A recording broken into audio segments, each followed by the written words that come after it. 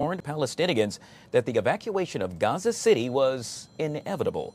Meanwhile, Israeli forces have conducted a series of strikes on former army barracks southwest of the Syrian capital of Damascus.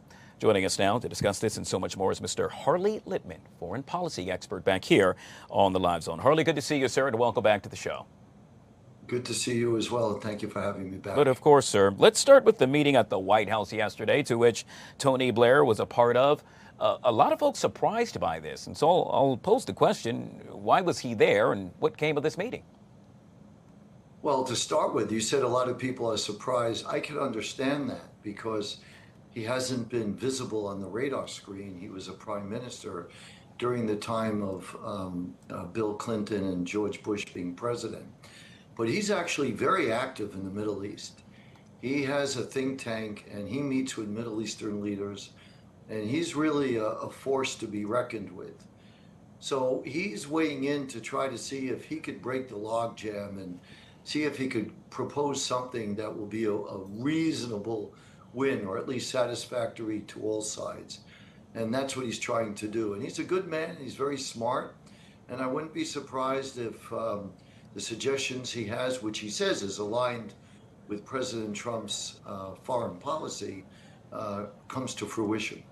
Yeah, yet again, it's going to be really interesting to see what unfolds as a result of that meeting taking place. We also know that the UN and non-governmental organizations have now warned that an Israeli offensive in Gaza City, where a famine was declared just last week, would have a, quote, horrific humanitarian impact. I'm curious, Harvey, your response to that. Yeah, and I will respond to that. I want to get to your previous question first, where you mentioned Israeli forces were striking outside of Damascus. So what is that about? That's about Israel coming to the aid of a minority in Syria, the Druze, D-R-U-Z-E. A lot of people in the media think it sounds like Jews, but it's Druze. It's a sect that came out of Egypt. It's a Muslim sect. And the Druze live in Israel and live in Syria. And there's ethnic cleansing of the Druze in Syria by radical Islamists, by ISIS in particular. They're trying to exterminate the Druze, and they're killing everyone that they can get a hold of. The way they did the Yazidis in Iraq, for those of us who may remember America's involvement with Iraq and what happened. So Israel has come to their defense. Israel is fighting radical Islamists. These are jihadists who want to kill all minorities in Syria, Christians, Druze, Yazidis, and others. But I'm curious, Harley, with you stating that, according to several reports, that move by Israel, in essence, violates the 1974 disengagement agreement with Syria. Is that correct? Probably. But it's a whole different world from 1974, dramatically different. You have, at that time, the ruler was Assad. And we have a situation where Assad's son Bashar has been driven out of power. And he was a close ally of Iran. And this has changed the dynamics in the Middle East dramatically in the favor of Israel, the United States, and moderate Gulf nations, because Iran lost a powerful ally that was a conduit to Lebanon, where Hezbollah is headquartered, and Hezbollah has been humiliated recently. So yes, Israel may be technically violating it, but they're saving lives. The Druze community in Israel, it's a very loyal community. They serve in the Israeli army voluntarily, and they make up some of Israel's best fighters in the elite commando units.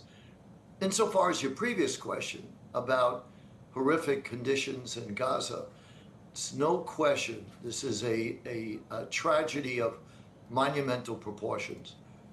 Poor Palestinians, poor Gazans are facing starvation and famine, and it's truly it should be unacceptable to everyone in the world. We should not be tolerating this. Let's move on to a recent poll right here out of America, which states the majority of Americans now disapprove of U.S.-Israel military alliance. That new Quinnipiac survey finds 60% of respondents are against more support for Israel, the highest figure since the October 7th attacks. Your response to that, Harley? That may be. If that's what the poll shows, I'll take it at face value. It is clearly disturbing. It really means that the message is not getting out as to Israel is simply trying to defend themselves. Remember, why do people say they shouldn't support Israel? The only thing I could think of is that they're upset with Israel's actions in Gaza. But again, people have to remember that Israel and the United States are really one and the same insofar as how we're viewed in the world. If Israel goes down, America's going to be next. This is what Iran says and radical jihadists say is Israel's the little Satan, America is the big Satan. Now, I understand they may not approve of all of Israel's actions. That's understandable. It's a tough war that Israel is in. Nearly half the population in Israel doesn't like Israel continuing its war in Gaza and wants Israel to leave. I understand all sides of this. However, I think Israel has no choice. And the best example I can give by that is giving an analogy for Americans. The equivalent for Israel would be for Al-Qaeda to be elected in Canada and Al-Qaeda to send in 44,000 jihadists across the border into the United States where they murder over 30,000 Americans, rape women, set people in wheelchairs on fire and make their children watch, put babies in ovens. Then they're chased back across the border into Canada, these radical jihadists. Do you think America would ever accept Al-Qaeda staying in power in Canada? I think not. So why would Israel accept Hamas staying in power in Gaza? We'll end it with this, Harley, and I ask it each and every time. What needs to be done in order for all of this to come to an end? And I suspect it has everything to do with the release of all the hostages. Right. If the hostages are released, Israel will stop fighting. But even the Arab League said that Hamas should disarm and the hostages should be released.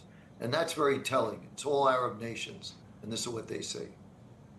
Yet again, we have been joined by Mr. Harley Lippman, foreign policy expert, joining us right here on the Live Zone. Harley, always good to see you, sir. I know you were busy. Thank you so much for taking time out. Great to see you as well, and thank you. You bet. All right, folks, we'll take a quick break and we'll be right back.